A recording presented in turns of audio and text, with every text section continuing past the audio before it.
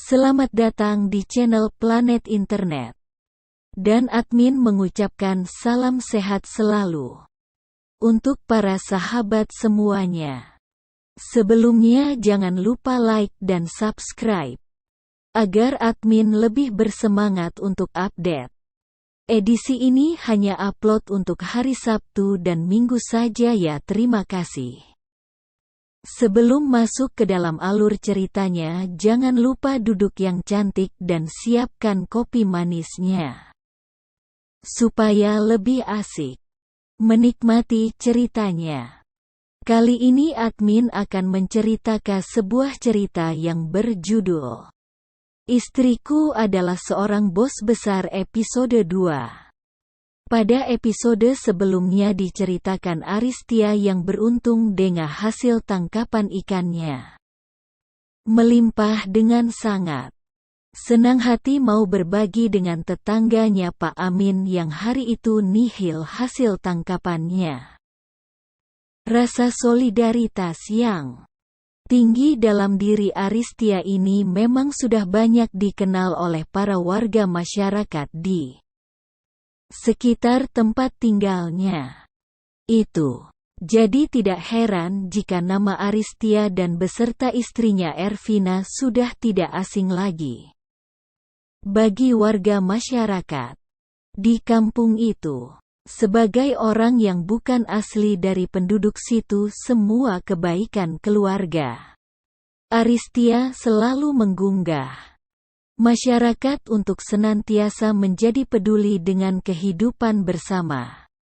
Setelah Pak Amin mengambil secukupnya hasil tangkapan yang diperoleh Aristia, maka mereka pun kembali ke rumah masing-masing. Setiba di rumah, Aristia pun segera menyerahkan hasil tangkapannya itu kepada istri tercintanya. Seperti biasa, Ervina pun segera mengolah hasil tangkapan ikan dari suaminya itu. Hari ini banyak sekali hasil tangkapannya, Mas, kata Ervina. Iya Dik, ya kebetulan saja hari ini adalah hari keberuntungan saya. Disyukuri saya apa yang sudah kita dapatkan. Kalau ada tetangga kita yang membutuhkan, ya dibagi-bagi saja buat mereka. Kita sisihkan yang secukupnya saja untuk kita, toh kita juga tidak akan mampu untuk menghabiskan semuanya, kata Aristia.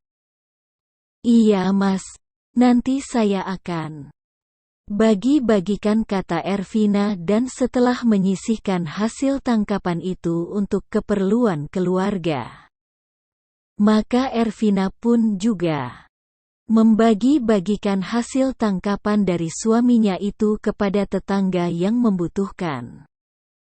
Ya, meskipun rata-rata kampung di tempat itu banyak yang juga hidup sebagai nelayan, namun tidak semuanya dari mereka yang beruntung dengan hasil tangkapan ikannya. Ervina setelah menerima hasil tangkapan dari suaminya seperti biasa, kemudian mengolah secukupnya untuk kebutuhan keluarga.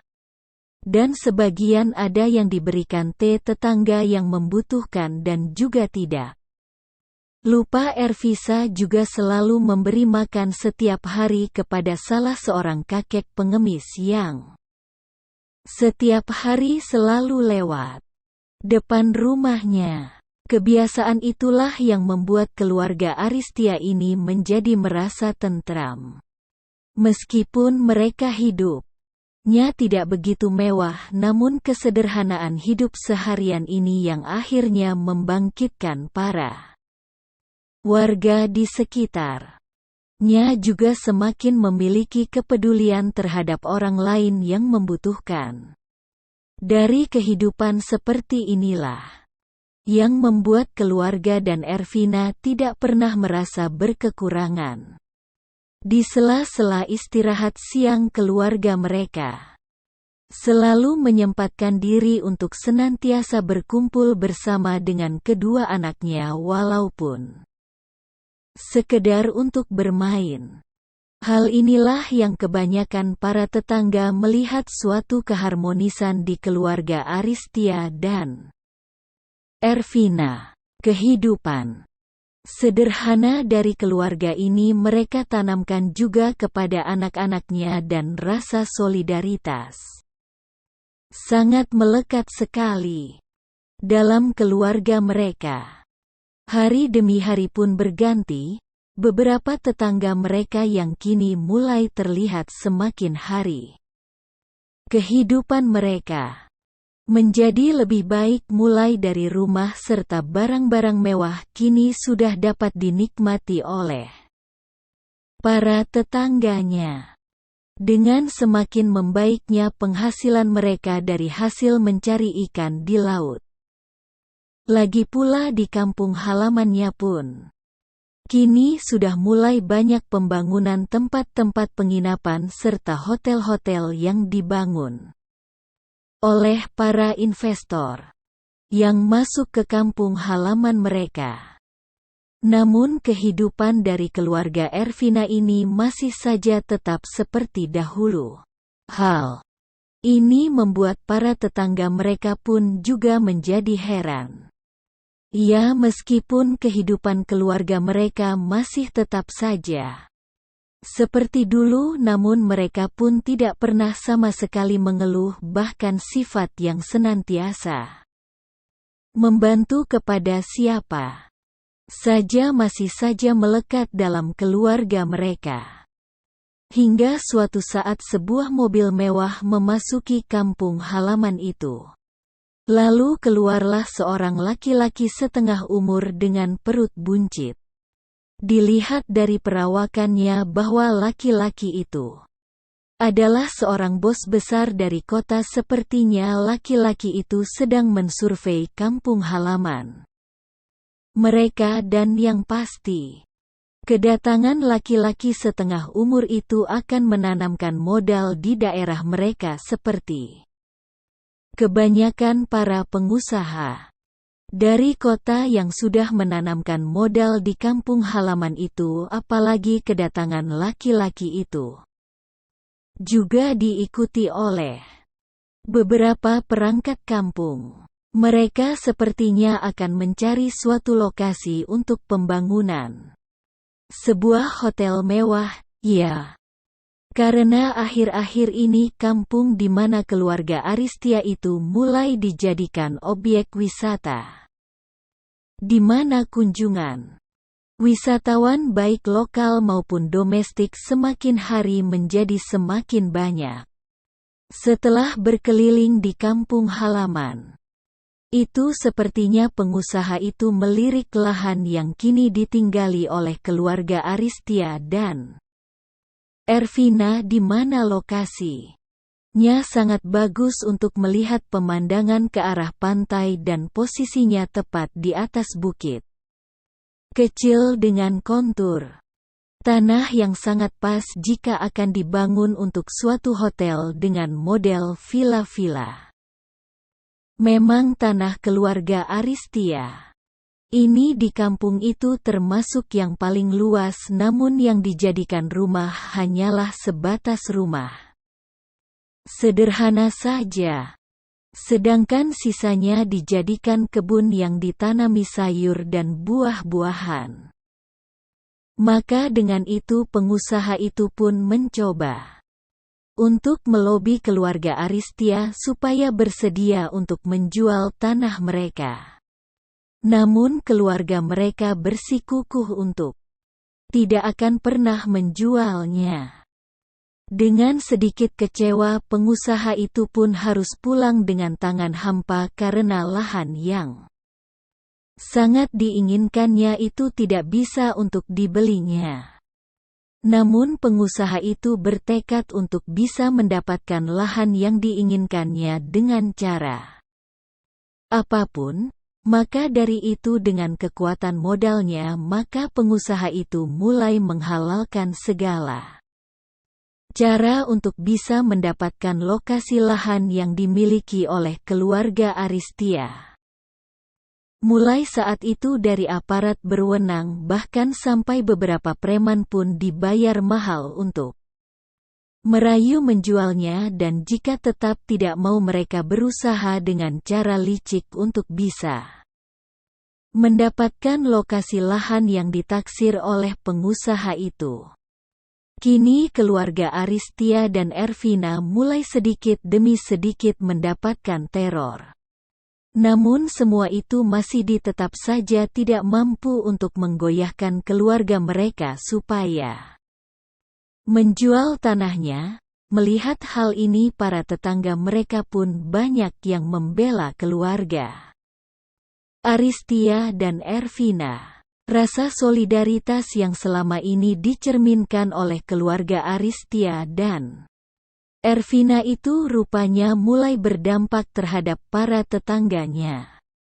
Hingga suatu ketika kampung halaman mereka didatangi beberapa mobil van, dan dari dalam mobil van itu keluarlah orang-orang dengan badan besar dan bertato.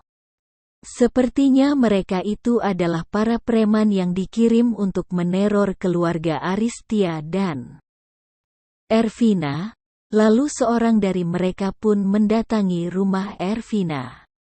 Tanpa berkata permisi atau apa, pimpinan preman itu langsung masuk ke dalam rumah yang memang tidak pernah dikunci di waktu siang, karena Ervina kalau siang hari kebanyakan menghabiskan waktunya di kebun sambil berteduh di bawah pohon bersama dengan putrinya, sekedar melepas lelah, sedangkan suaminya Aristia masih belum kembali dari melaut. Para preman itu pun mulai merusak beberapa barang yang ada di dalam rumah. Mendengar ada keributan di dalam rumahnya, maka Ervina bersama dengan putrinya pun bergegas untuk kembali ke rumah, dan setiba di rumah ternyata para preman itu memang menunggu kedatangan pemilik rumah. "Kalian ini siapa? Kenapa kalian merusak rumah kami?" teriak Ervina karena marah melihat seisi rumahnya itu porak-poranda, sedangkan putrinya malah bersembunyi di belakang ibunya karena takut. "Maaf ibu jika kami bertindak kasar.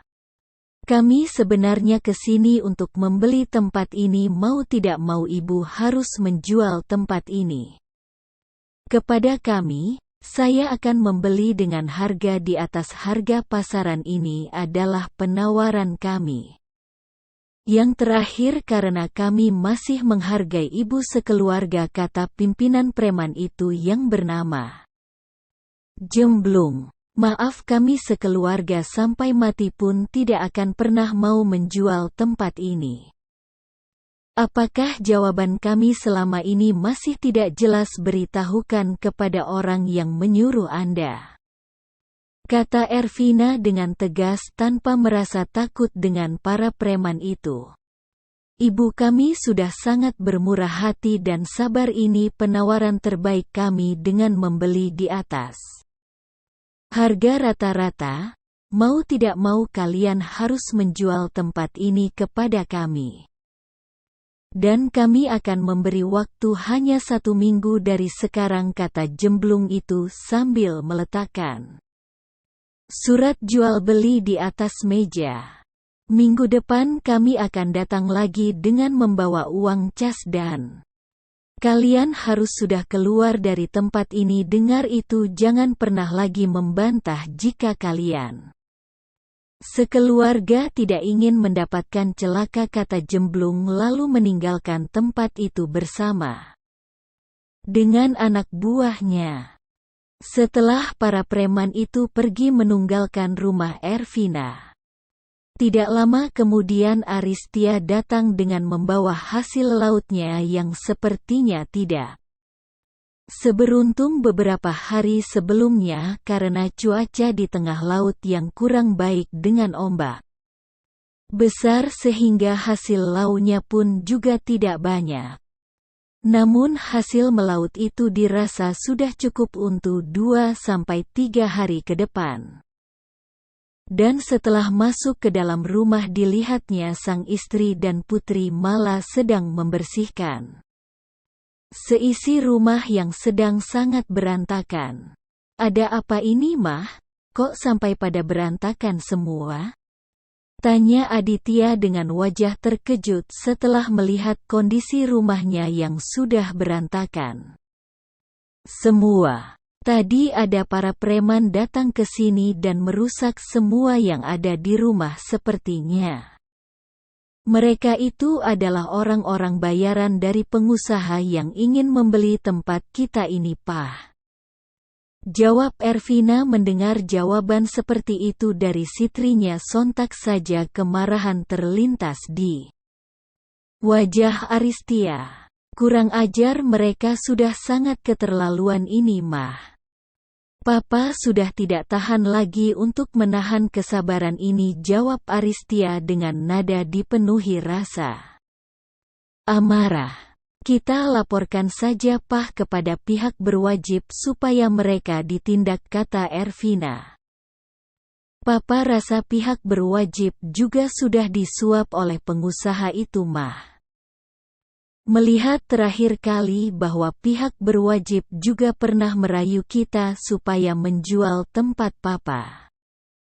Rasa akan sia-sia kita melaporkan semua ini," kata Aristia. "Iya, sepertinya juga begitu, Pak. Mereka merayu kita dengan dalih bahwa ini demi kepentingan bersama dan tujuan untuk meningkatkan kesejahteraan keluarga kita. Padahal selama ini kita tidak pernah merasa bahwa kita ini kurang sejahtera, malah dengan seperti ini kita merasa sangat menikmati tanpa perlu hidup mewah," jawab Ervina. "Para preman itu juga meninggalkan ini kepada kita," kata Ervina lagi sambil menyerahkan surat jual beli yang tinggal untuk ditanda tangani. "Berani benar para preman mengancam kita. Preman mana yang berani menginjak-injak kita seperti ini?" kata Aristia dengan geram. "Mama juga tidak tahu, Pak.